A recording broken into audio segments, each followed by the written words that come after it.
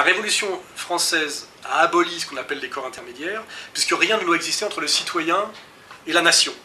Donc ça, c'est la théorie. Et donc il y a une communauté nationale souveraine, qui est une abstraction, et moi ce que j'appelle les majorités dominées, qui sont inexistantes, comme un troupeau de moutons, qui serait censée être incarnée par l'État, l'État-nation, et qui serait l'émanation de la volonté populaire. Et rien ne doit exister entre les deux. C'est pour ça que la Constitution française n'admet pas de communauté et pas de lobby. Il ne faut pas l'oublier, même si ça a été bafoué de A à Z. Voilà.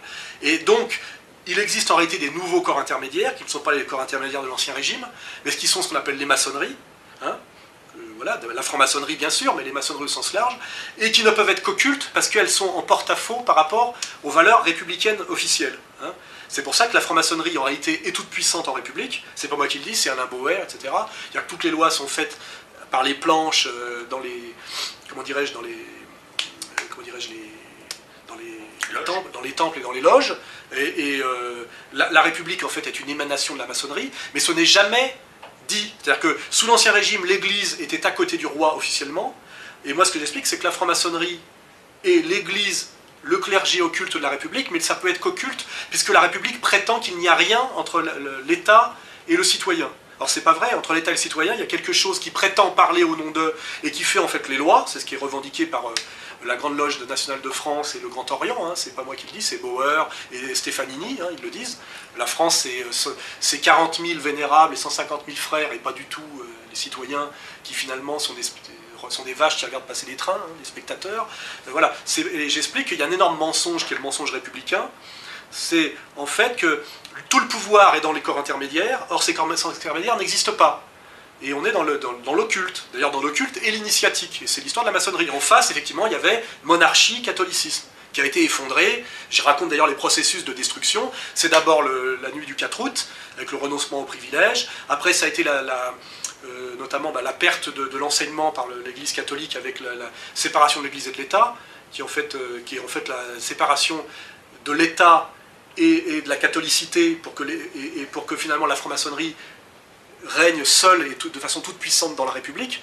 Hein, j'explique que c'est une église sans révélation, mais que c'est une église parce que c'est un clergé, avec d'ailleurs exactement, on voit très bien les temples et toute la symbolique maçonnique est une contre-église. Hein, je veux dire, ça peut paraître même ridicule quand on n'est pas religieux. Ce qui est marrant, c'est que ceux qui ridiculisent ce qu'on peut appeler les simagrées liturgiques catholiques, font la même chose dans les loges, avec un tablier, des symboles, une truelle, enfin il y a un côté grotesque, hein, avec le rite écossais inversé, c'est grotesque. Hein, quand on est un grec comme moi, un grec athée, je veux dire, c'est de l'ésotérisme grotesque, etc.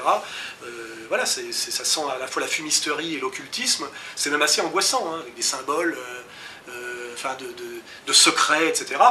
Et c'est en contradiction totale avec, comment dirais-je, les valeurs démocratiques et républicaines. Alors aujourd'hui, on parle de déclin de la maçonnerie traditionnelle Troisième République, c'est-à-dire Grand Orient, Grande Loge de France, Grande Loge nationale de France, parce que c'est des maçonneries mondialistes qui sont en train de prendre le dessus, et qui sont effectivement ces maçonneries mondialistes, moi j'appelle maçonnerie au sens large, c'est-à-dire des groupes qui se réunissent en douce, à côté des instances officielles. Et c'est le groupe de Bilderberg, la trilatérale, le CFR, etc. On sait très bien qu'il y a une mascarade en France qui est le rituel du Conseil des ministres, et que tout se décide ailleurs, dans les loges, mais aussi au G20, au G8, aux réunions du groupe de Bilderberg, et que ça c'est secret, les journalistes n'y ont pas accès, c'est hautement sécurisé. Alors ça peut aller beaucoup plus loin d'ailleurs quand on parle après du Bohemians Club, des Skulls and Bones, etc.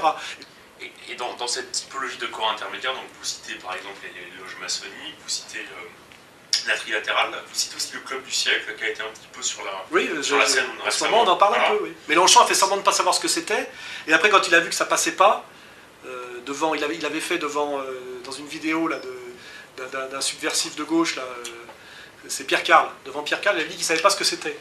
Ça prouve bien que lui aussi est un escroc maçonnique, membre du Grand Orient, voilà, ancien trotskiste de la LCI, enfin je veux dire, il n'est pas blanc-bleu, hein, c'est le roi de la manipulation et du discours caché, quoi. Hein.